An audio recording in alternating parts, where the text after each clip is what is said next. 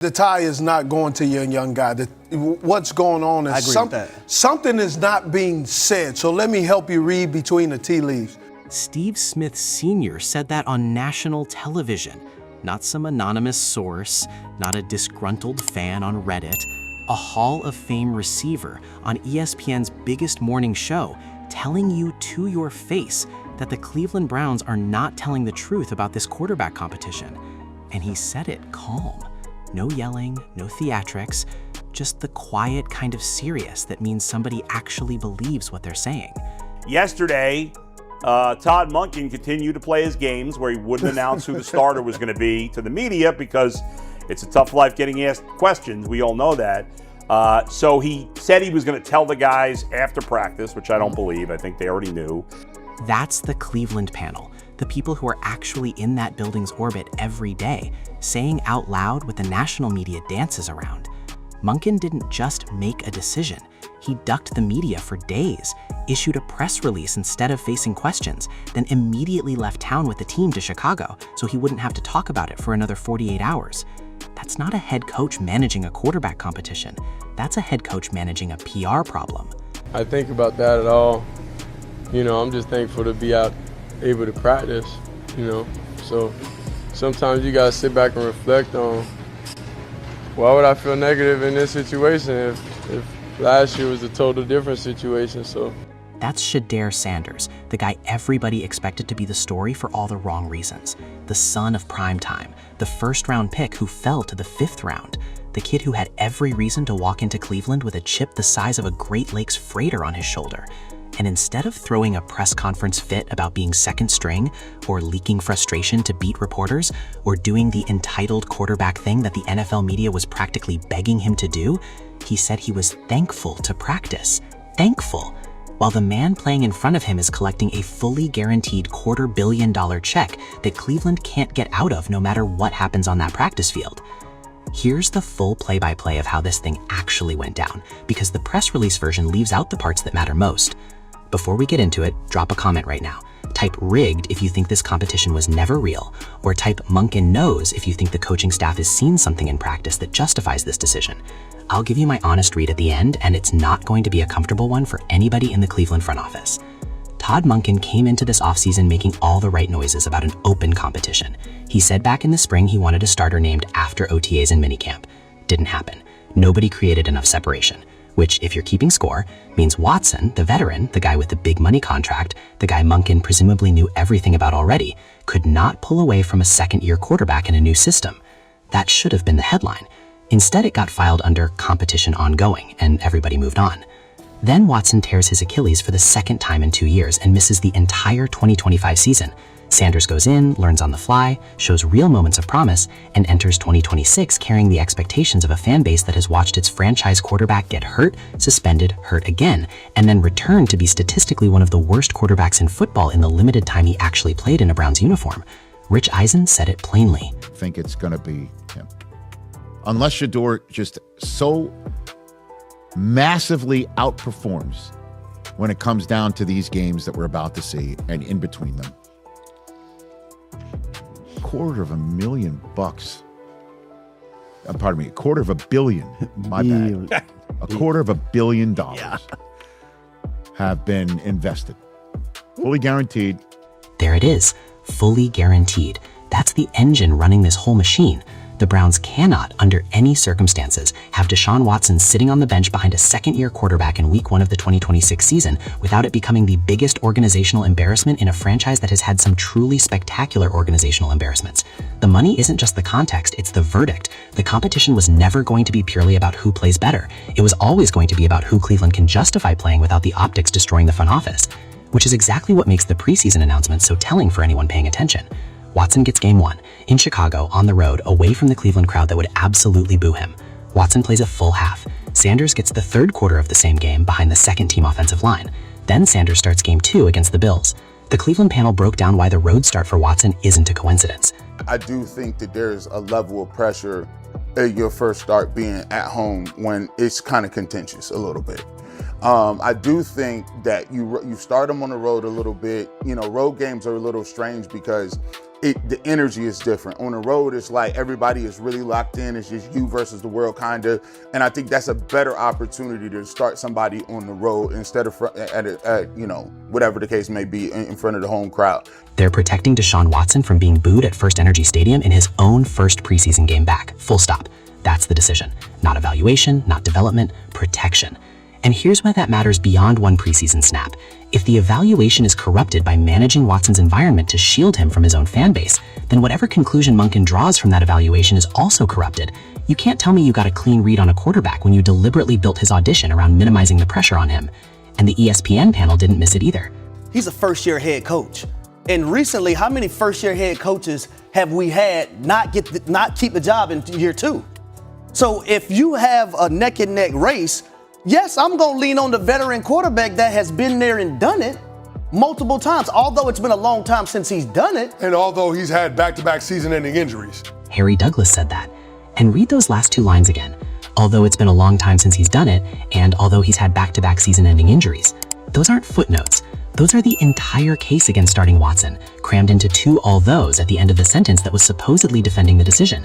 Douglas accidentally made the counter-argument for the people he was trying to argue against. The case for starting Watson is, he's been here before. The case against starting Watson is, it's been so long since he's been here that you might as well be starting a new player, which is literally what the ultimate Cleveland Sports Show panel said. I have never seen him throw for 300 yards in a Browns jersey, which is crazy. I've seen like 1/2 against the Ravens, and that was pretty much it. So for me, it's almost like watching him as a new player. Watching him as a new player after the shoulder, after the 2 Achilles, and watching him with the processing. That's the thing with Deshaun Watson I'm looking for. That's not a hot take. That's a statement of documented fact that nobody in Cleveland can dispute. Watson has never thrown for 300 yards in a Browns uniform. He's had 2 shoulder surgeries and 2 Achilles tears. His last meaningful stretch of football before the 2024 injury was statistically among the worst quarterback play in the league. And the processing concern is the one that doesn't get fixed by physical recovery. That's about reading defenses, going through progressions, managing pressure, all the cognitive football stuff that erodes when you haven't played real snaps in almost 2 years. Rich Eisen described it as the Browns hoping the Watson of his Texans years still exists. That's not a confident language. That's the language of a Hail Mary dressed up in coach speak. Now zoom all the way out, because this isn't just a quarterback depth chart argument. This is about what the Cleveland Browns organization is actually willing to do when money and football decisions conflict. The entire league watched the Browns give Watson $230 million, fully guaranteed, the largest fully guaranteed contract in NFL history at the time, and then watched him get suspended for 11 games, injured, come back looking diminished, get injured again, and play some of the worst quarterback football of any starter in the league during the windows he was actually healthy. He has never once thrown for 300 yards in a Browns uniform. Not once. In a generation of football where Dak Prescott is putting up 4,500-yard seasons on a defense that couldn't stop traffic, Deshaun Watson couldn't hit 300 yards in a single game wearing Cleveland colors. The bill for that decision is still coming due, and it's being paid in the currency of Shedeur Sanders' development. Every practice rep Watson takes from Sanders is one fewer rep the kid gets to build chemistry with the receivers, to build timing with the offensive line, to build the kind of in-system fluency that every other starting quarterback in the league is developing right now at their respective camps. The Bengals aren't doing this with Joe Burrow. The Ravens never did it with Lamar. The Bills never did it with Josh Allen. Only Cleveland somehow has found itself in a situation where the $230 million man and the second-year starter are sharing first-team reps like it's some kind of rotating art installation. And the coaching staff is calling it a competition.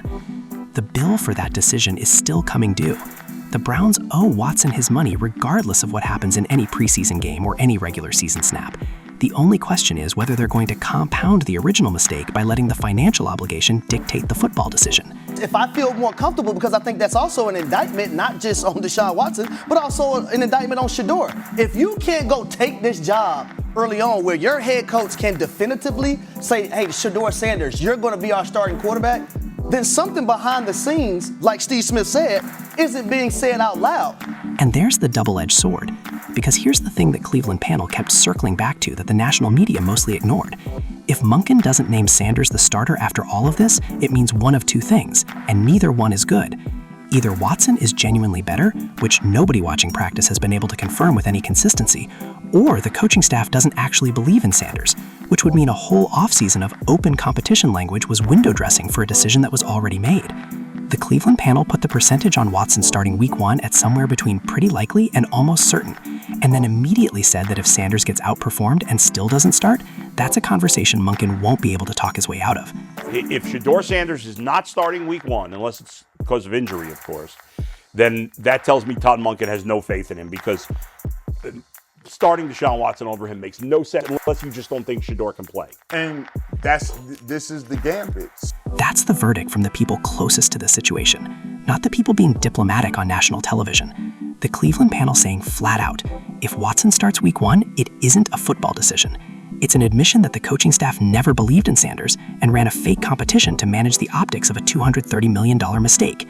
Shedeur Sanders went through this whole camp, bouncing between the ones and the twos, watching a franchise pour its limited patience and resources into a quarterback who hasn't thrown for 300 yards in a Browns jersey and has missed 2 straight seasons to injury, and his public response was that he's just thankful to practice. Not a single complaint, not a single headline demanding his reps, not a twitch in the direction of entitlement, which Rich Eisen told the entire media was watching for, basically hoping to catch him at it. Think about the history this franchise is asking him to sit quietly inside. The Browns have been through Tim Couch, Trent Dilfer, Jeff Garcia, Charlie Fry, Derek Anderson, Brady Quinn, Colt McCoy, Brandon Whedon, Brian Hoyer, Johnny Manziel, Josh McCown, Robert Griffin III, Brock Osweiler, and they paid Brock Osweiler $37 million to literally go away. Deshaun Kaiser, Baker Mayfield, Case Keenum, Kyle Allen, Nick Mullins, Jacoby Brissett, and then Deshaun Watson. That is not a quarterback list. That's a hostage situation. And every single one of those names carried some version of the same promise. This is the guy. This is the answer. This time is different. Shedeur Sanders watched all of that history, watched his father get pushed to the sidelines of the NFL for years because the league wasn't ready for him, watched himself fall from consensus top pick to 5th round on draft night, while every camera in the country captured his face, watched Cleveland take him with a pick that said, "We're interested," without the fanfare that said, "We're committed," and then walked into a training camp where the coaching staff can't decide because they're still trying to justify $230 million of fully guaranteed money that went sideways before most of these players were out of college. The son of primetime carried himself through one of the most transparently rigged quarterback competitions in recent memory with more dignity than the organization designing it. The Browns made the Watson deal. The Browns picked the preseason schedule. The Browns issued the press release instead of facing questions. And the Browns will make the week 1 call that either validates 2 years of competition talk or exposes it for exactly what Steve Smith Sr. said it was on day 1. Something's not being said, rigged or Monken knows. Drop it in the comments, because when the week 1 depth chart drops, everybody's going to know exactly what it was. And if Watson's name is at the top of it, don't say Steve Smith didn't warn you.